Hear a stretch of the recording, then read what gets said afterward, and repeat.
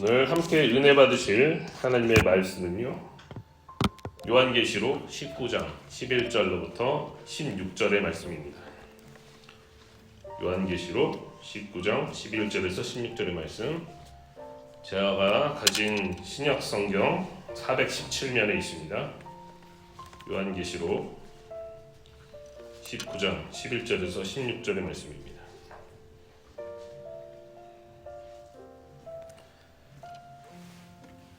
419면 요한계시록 19장 11절에서 16절, 저와 여러분들이 한 절씩 교독하신 후에 16절 합독하도록 하겠습니다.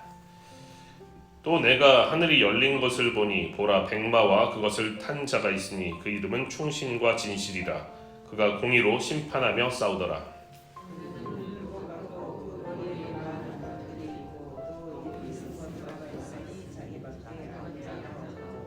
또 그가 핏 뿌린 옷을 입었는데 그 이름은 하나님의 말씀이라 칭하더라.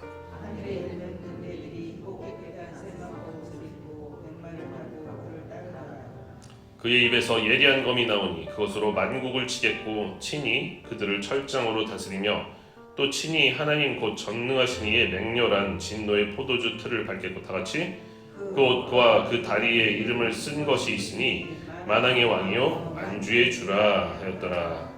아멘. 할렐루야. 수요 새벽 2부 예배 나오신 모든 성도 여러분들 주님의 이름으로 환영하고 축복합니다. 할렐루야. 네, 오늘은요 요한계시록 19장의 본문을 가지고 심판의 주로 오시는 그리스도, 심판의 주로 오시는 그리스도라는 제목으로 말씀을 전하도록 하겠습니다. 이번 4월 첫 종료주일, 그때는 우리가 말씀상 기간이었죠. 4월 첫 종료주일 때 우리는 예수님의 예루살렘 입성을 다루는 그런 본문을 보면서 그 마태복음이었던 것 같아요. 마태복음이었는데 스가랴서 9장 9절의 말씀처럼 나귀를 타고 겸손의 왕으로 이 땅에 오신 예수님에 대해서 우리가 이야기를 했습니다. 말을 타지 않고 나귀를 탄다. 그것도 왕으로 오시는데 말을 타지 않고 나귀를 탄다라는 의미는 전쟁을 하지 않는다는 거죠. 그래서 평화의 왕으로 이 땅을 다스리신다라는 의미라고 담임 목사님께서 전해주신 말씀을 기억하실 것입니다. 전쟁에서 싸우려면은 나귀를 타고 싸울 수는 없겠죠. 그래서 말을 타고 다녀야 했기 때문에 나귀를 탄다는 것은 전쟁이 없다라는 그런 의미, 평화의 왕으로 오셨다는 것입니다. 분명히 예수님은요, 직접 창조하신 이 세계를 다시 평화와 평강이 넘치는 그런 곳으로 회복시킬 분이심에 틀림이 없습니다. 그렇지만 한편으로는요, 하나님은 이 메시아이신 그리스도 예수님을 통해서 공의의 심판을 하실 것이다, 이런 것을 계속해서 구약 성경에서부터 말씀을 하셨어요. 계속 예고를 하시는 거예요. 그래서 이사야서 11장 4절을 보면 이렇게 나와 있습니다. 공의로 가난한 자를 심판하며 정직으로 세상의 겸손한 자를 판단할 것이며 그의 입에 막대기로 세상을 치며 그의 입술의 기운으로 악인을 죽일 것이며, 이렇게 나와 있어요. 이사야서 11장 4절에 이새의 줄기에서 한 싹이 나오죠.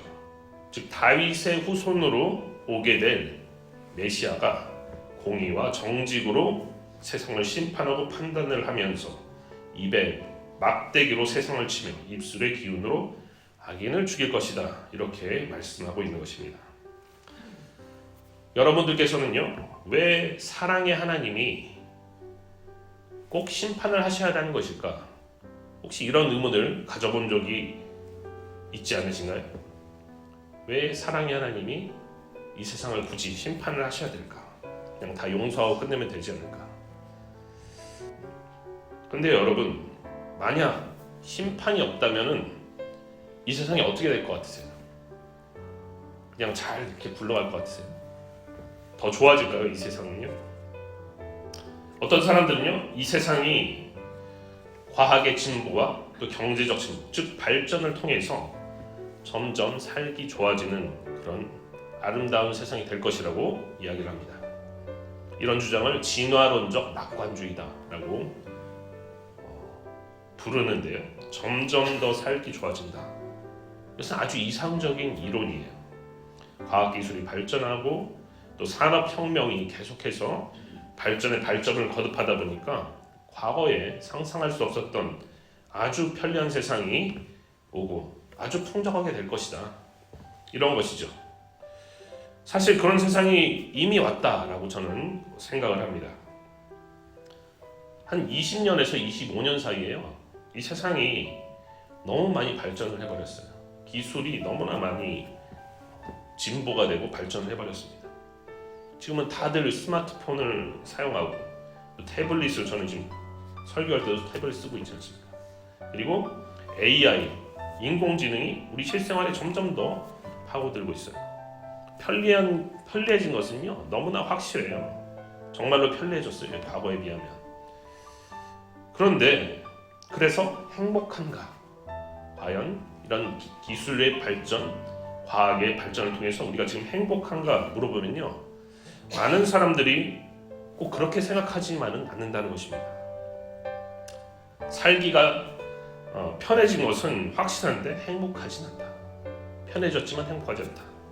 뭔가 모순 같지만요 이것을 기독교적인 세계관으로 보면요 이것은 너무 당연하다라고 저는 생각을 하고 있어요.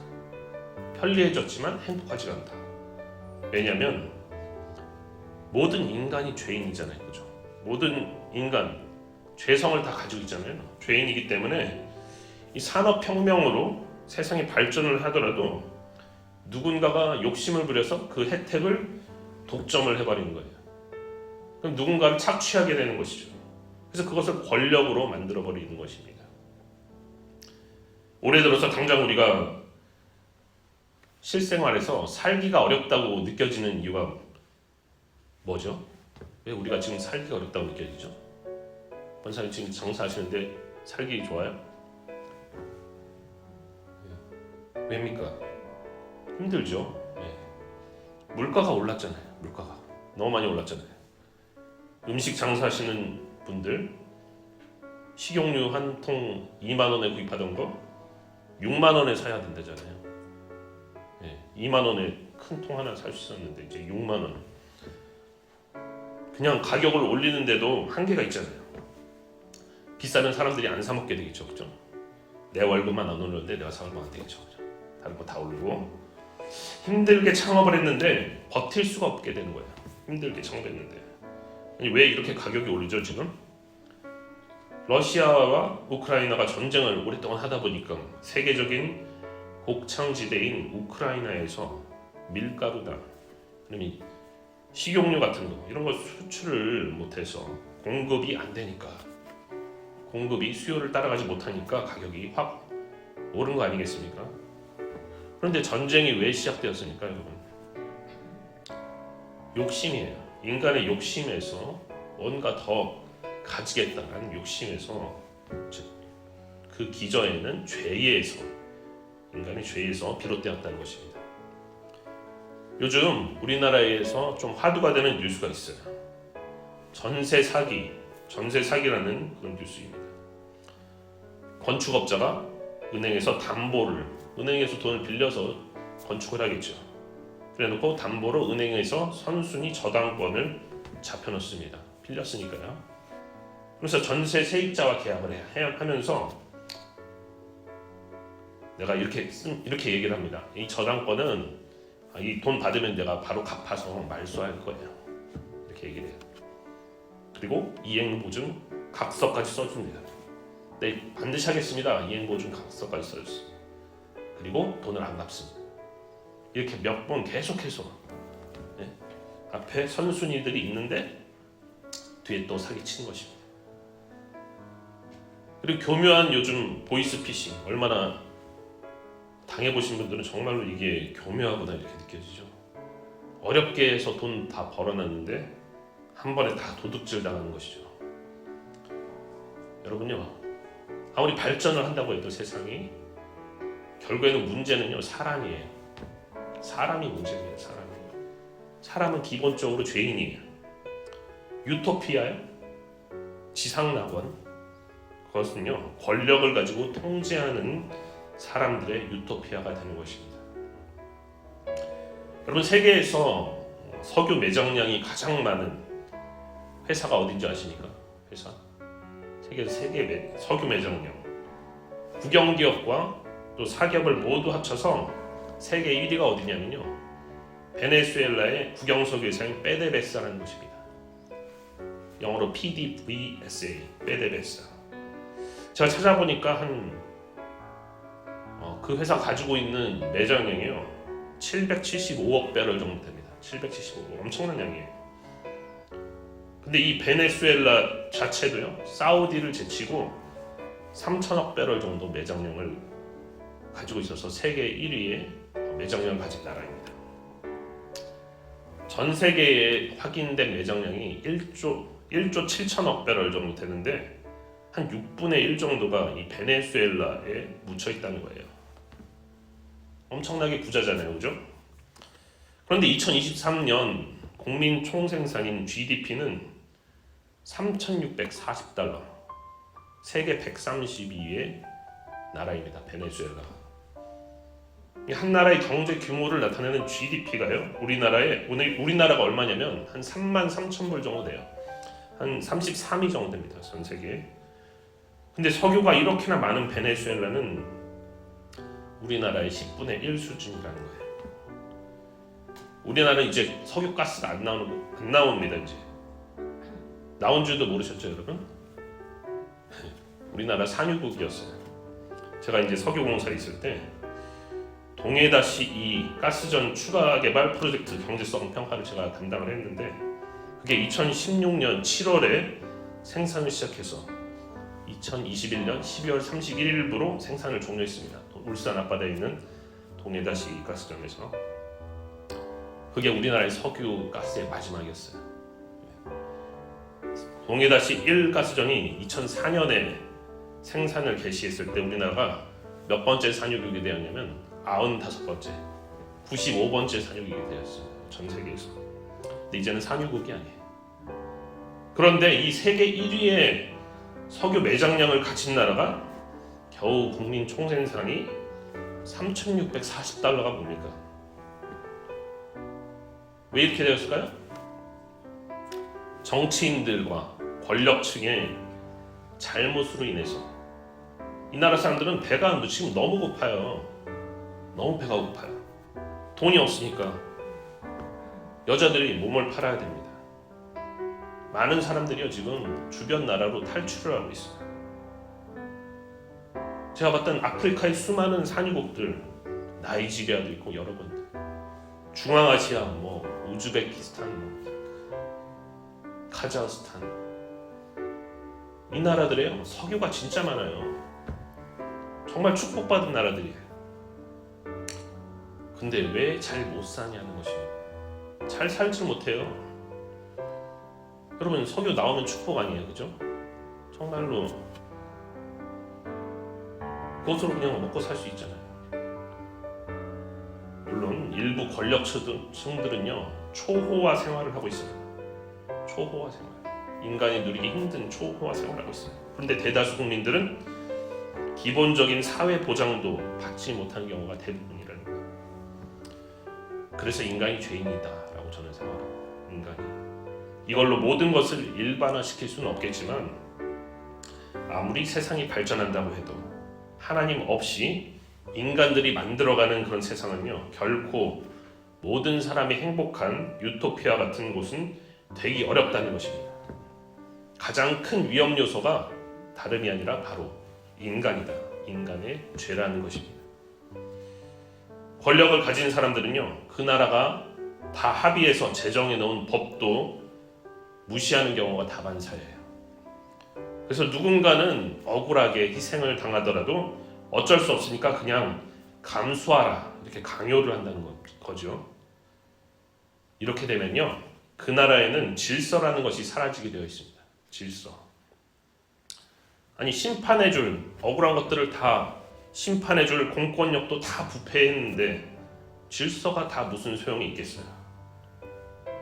지금 우리나라도요, 요즘 유튜브 보니까 치안이 세계적으로 어마어마하게 좋아서 우리나라처럼 밤에 자유롭게 돌아다닐 수 있는 나라 별로 없다고 그러잖아요. 매우 안전하다고 이렇게 알려져 있어요. 한국 좋다 이렇게 나오는데, 이런 우리나라조차도 이제 점점 위험해지고 있습니다. 우리나라도 이제 마약의 청정 국가가 아니에요. 마약이 공공연하게 유통이 되고 있다는 것입니다. 부패해져 가고 있다는 거예요. 부패해져 가고. 그렇지만 성경은 심판이 있다, 반드시 심판이 있다, 이렇게 일관되게 주장을 해오고 있습니다. 그리고 이 심판은요, 참되고 의로운 심판이다, 이렇게 얘기를 해요. 참되고 의로운 심판, 절대로 굽어진 그런 심판이 아니다. 즉 공의롭고 정의로운 심판이다라는 것입니다. 어딘가에 치우친 심판이 아니라는 거예요. 왜냐하면 바로 메시아이신 그리스도 예수님께서 직접 심판하는 그런 공정한 심판이기 때문입니다. 메시아 예수님이 직접 심판하는 거예요. 여러분, 만약 심판이 없다면요, 우리가 굳이 이 세상을 제대로 올바르게 살아갈 필요가 없습니다. 똑바로 살든지 아니면 똑바로 살지 않든지 어차피 결과가 똑같을 것이라면 왜 굳이 어렵고 힘들게 살아요? 내 맘대로 내가 하고 싶은 거 다 하면서 남이야 고통을 당하건 말건 나만 잘 살면 되는 거죠. 그죠? 그렇기 때문에 공정한 심판이 있어야만 하나님의 말씀에 우리가 제대로 순종한 사람들이 억울하지 않게 되는 거예요. 공정한 심판이 있어야지만 우리가 지금 주님 믿고 제대로 말씀 순종하면서 살아가는 그런 모든 것들이 억울하지가 않게 된다는 것입니다. 그래서 심판은 꼭 필요한 거예요. 반드시 이런 심판이 필요한 거예요. 그래서 믿는 사람들에게는요, 오히려 심판이 좋은 거예요. 심판이 무서운 것이 아닙니다. 심판이 오히려 좋은 거예요. 왜냐하면 그들이 순종하면서 이 세상을 살아간 그런 수고에 대한 상입니다. 심판이 상이에요. 오늘 본문에서는요, 요한이 환상을 봅니다. 환상을 보는데 하늘이 열리죠. 하늘이 열리고 누군가가 백마를 타고 오십니다. 백마. 요한계시록에서는 흰색을요, 박해로 시험받고 또 인내하는 믿음에서 나온 결과 순결함에 상응하는 상을 얘기하든지 아니면 순결함 그 자체를 상징하는 것입니다. 인내하고 수고한 것에 대한 대가인 상 또는 순결함 그 자체가 바로 흰색이라는 거예요.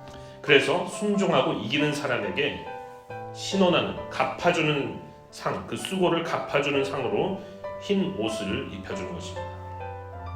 근데 여기 백마를 타고 온다, 흰색 말을 타고 온다는 것은요, 심판을 통해서 진리의 참됨을 법적으로 인정을 하겠다라는 그런 사상이 담겨져 있는 것입니다. 14절에 보니까요, 희고 깨끗한 세마포 옷을 입고 백마 탄 자를 따르는 무리가 나와요. 희고 깨끗한 세마포 옷을 입고 백마를 타고 오시는 주님이 악을 심판함으로써 이들을 신원해 주신다. 갚아주시고 상으로 흰 세마포를 입혀주시는 것입니다. 근데 여기 백마 탄 자의 이름을 보니까 그 이름이 뭐라고 되어 있냐면 충신과 진실이다. Faith and Truth. 그 이름 자체가 충성된 증인이자 또 자신의 소명에 신실하시고 진리이신 분이시기 때문에 악을 심판해 주세요, 악을 심판해 주세요 이렇게 탄원한 그를 따르는 사람들을 신원해 주시기 위해서 공정하게 심판을 하시고 싸우시는 분이다라는 것입니다. 그러므로 재림하신 예수님은요,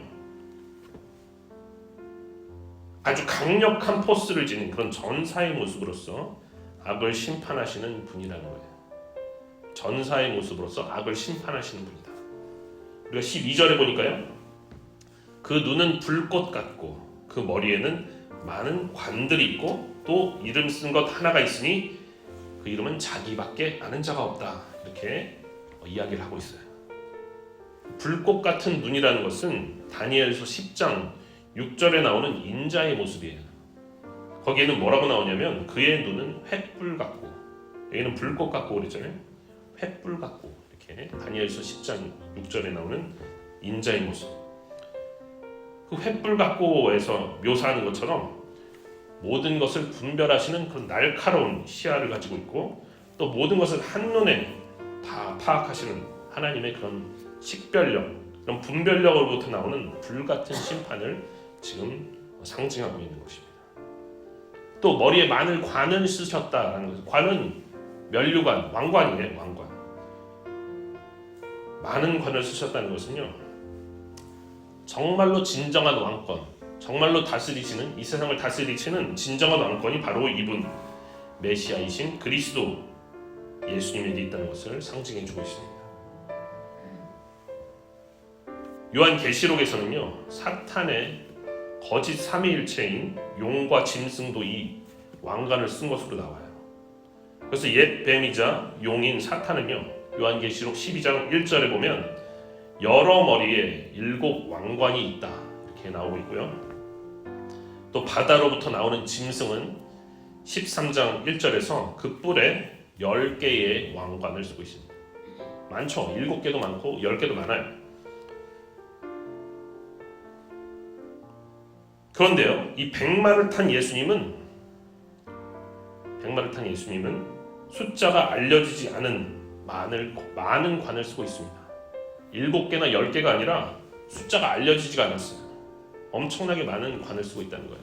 왜냐하면 14절에 나와 있는 것처럼 그분은 만왕의 왕이고 또 만주의 주가 되시기 때문에 이 7개, 10개 이 정도가 아니라는 거예요. 셀 수 없이 엄청나게 많은 그런 관을 써야 하는 것입니다. 한마디로 그분이야말로 진정한 메시아, 진정한 통치자가 되신다는 것입니다. 할렐루야. 그리고 자기밖에 아는 자가 없는 이름이라고 나와 있는데, 이것은 요한계시록 2장 17절에 예수님이 버가모 교회에게 약속한 것에 대해 기초를 두고 있는 말씀이에요. 2장 17절에 버가모 교회에게 예수님이 뭐라고 하셨냐? 버가모 교회에게, 버가모 교회 승리한 성도들에게 받는 자밖에는 그 이름을 알 사람이 없는 새 이름이 기록된 흰 돌을 주겠다, 이렇게 말씀하셨어요. 그걸 받는 자밖에 모른대요. 그 이름을, 그런 새 이름이 기록될 흰 돌을 너에게 이기는 자들에게 주겠다, 이렇게 말씀하셨어요. 근데 이것이 어디에 모티브를 두고 있냐면 이사야서 62장 2절에 이렇게 나와 있습니다. 너는 여호와의 입으로 정하실 새 이름으로 일컬음이 될 것이며, 이런 예언을 했는데 이 예언이 성취가 되는 거예요. 여호와의 입으로 정하실 새 이름으로 일컬음, 구원을 받을 사람들에게 새 이름을 준다는 거예요. 근데 예수님은 또한 요한계시록 3장 12절에 빌라델비아 교회 이기는 자들에게 이렇게 얘기했습니다. 나의 새 이름을 그의 위에 기록하리라. 나의 새 이름을 기록하리라. 그러므로 이런 알려지지 않은 이름이 나타내는 상징적 의미가 뭐냐면요, 그리스도 예수님께서 재림하실 때 비로소 그의 백성들에게 알려지지 않았던 그리스도의 새 이름을 나타내겠다, 계시하시겠다. 그렇게 함으로써 구원과 심판의 약속을 확실하게 확증해 주시겠다라는 그런 상징이 담겨 있는 것입니다. 우리가 13절에 보면 그가 피 뿌린 옷을 입었는데 그 이름은 하나님의 말씀이라 칭하더라, 이렇게 말씀하고 있죠. 피 뿌린 옷을 입었는데 그 이름은 하나님의 말씀이다. 이것도 구약 성경에 다 나와 있는 이미지를 가져온 거예요. 그래서 우리가 요한계시록을 볼 때요, 우리가 뭔가 우리가 생소한 그런 것들을, 그런 미래의 예언들을 다 적어놨다, 이렇게만 받아들이지만 안 돼요. 구약 성경에 있는 예언된 말씀들을 성취하는 것이 바로 정말 종합적으로 마지막에 궁극적으로 성취하는 것이 바로 요한계시록이다. 이렇게 받아들이시면 좀 더 이해가 쉬울 것입니다. 그래서 이 피 뿌린 옷을 입었는데 이름은 하나님의 말씀이다. 이게 어디 나오냐면 이사야서 63장 1절로부터 6절이 소위 뭐라고 부르냐면 보응의 신탁, 갚아주는 신탁이죠. 보응의 말씀, 보응의 예언, 보응의 하나님의 말씀. 이사야 63장 1절에서 6절이 보응의 신탁인데 이것을 배경으로 삼은 이미지가 되는 거예요. 이사야서를 보면요, 선지자가 이렇게 얘기를 합니다. 어찌하여 내 의복이 붉으며 내 옷이 포도주 틀을 밟는 자 같으냐. 뭔가 옷이 붉게 물들었다는 거죠. 이 질문을 하자 이렇게 대답을 해요.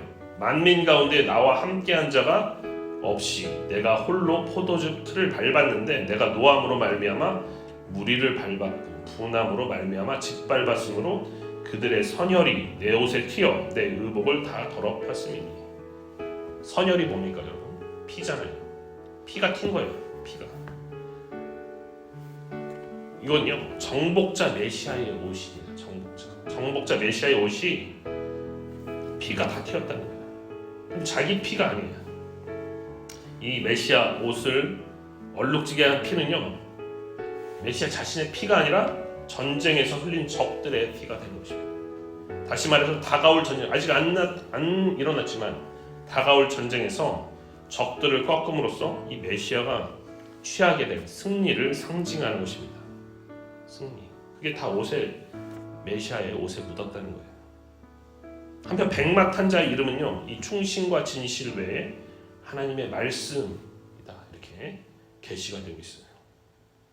요한계시록 1장 2절과 1장 9절 그리고 6장 9절 그리고 20장 4절에서요 성도들은 뭐라고 나오냐면 예수님의 증언과 하나님의 말씀 때문에 박해를 받는 사람들로 묘사가 되고 있어요. 요한계시록에서 이 네 구절에서 성도들이란 예수님의 증언과 하나님의 말씀을 인해서 박해를 받는 사람들인데 바로 그렇기 때문에 예수님을 충신과 진실로 그리고 그의 말씀을 가지고 심판하는 분으로 묘사하는 것은요 예수님의 재림하심, 강림하심이 이 예수의 증언을 참되다라고 확증하는 말씀인 것을 재차 확인시켜주고 있는 것입니다.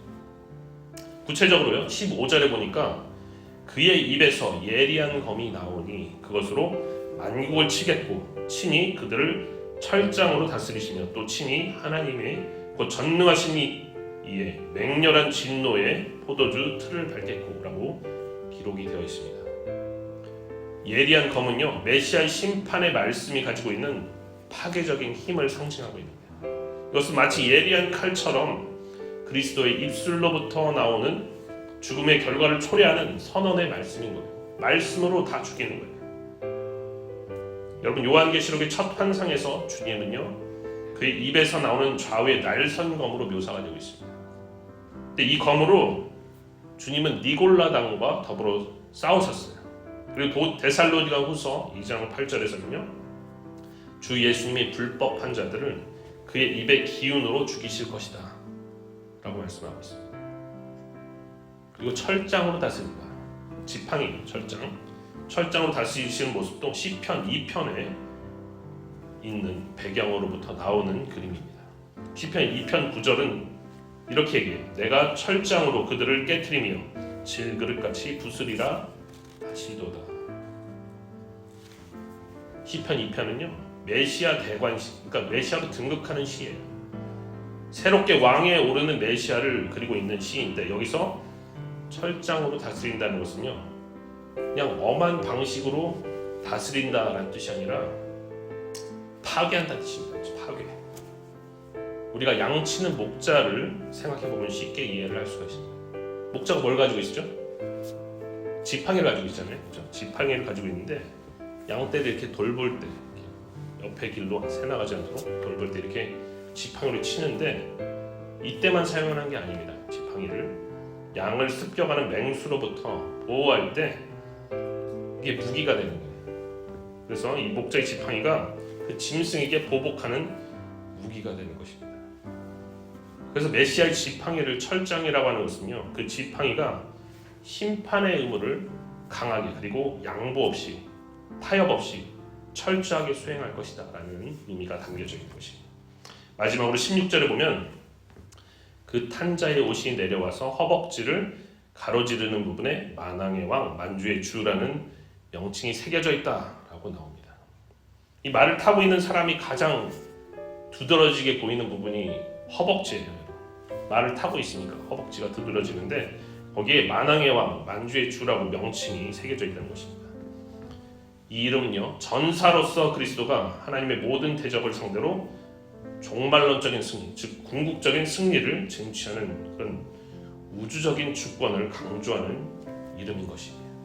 이 모든 것을 정리해 보면요, 재림하신 예수님은 만국을 치고 철장으로 그들을 다스리고 또 하나님의 진노의 포도주 틀을 밟으시는 심판하시는 분이십니다. 할렐루야. 왜냐하면 모든 능력이 그분의 것이고 또 만국은 그의 의로운 보응의 힘에 무릎을 꿇고 복종할 것이기 때문입니다. 사랑하는 성도 여러분, 하나님은 자비하셔서 노를 더디하시며 심판을 연기하는 분이시지만 궁극적인 종말의 시간에 반드시 심판을 하시는 분이십니다. 믿으십니까? 그렇기 때문에 우리는요, 이 재림하신 그리스도 예수님이 심판의 주로 오신다는 사실을 반드시 기억하고요, 이 세상을 살아가면서 힘을 다해서 하나님의 말씀을 실천하도록 노력을 해야 할 것입니다. 이런 행동들은요, 지금 우리가 사는 세상에서는 어쩌면 손해를 보는 일이 될 수도 있어요. 손해를 보는 일. 내가 굳이 이 말씀을 지켜서 사람들이 싫어할 수도 있죠. 왕따를 당할 수 있죠. 손해 보는 거예요. 하지만 그렇다고 해서 우리가 이런 절대적 가치인 말씀을 타협한다면요, 우리는 그것을 회개해야지만 심판을 피할 수 있을 것입니다. 회개해야 돼요. 회개하는 자에게 하나님은 죄를 묻지는 않으실 거예요. 하지만 그 회개가 공의를 피하는 것은 또 아니에요. 다만 회개하는 자들의 빚이 십자가에서 예수님의 피에 의해서 대신 청산된 것입니다. 대신. 즉 그리스도 예수님께서 십자가에서 이미 대가를 지불하셨기 때문에 죄를 묻지 않으시는 것이지 죄가 없어지는 건 아니라는 거예요.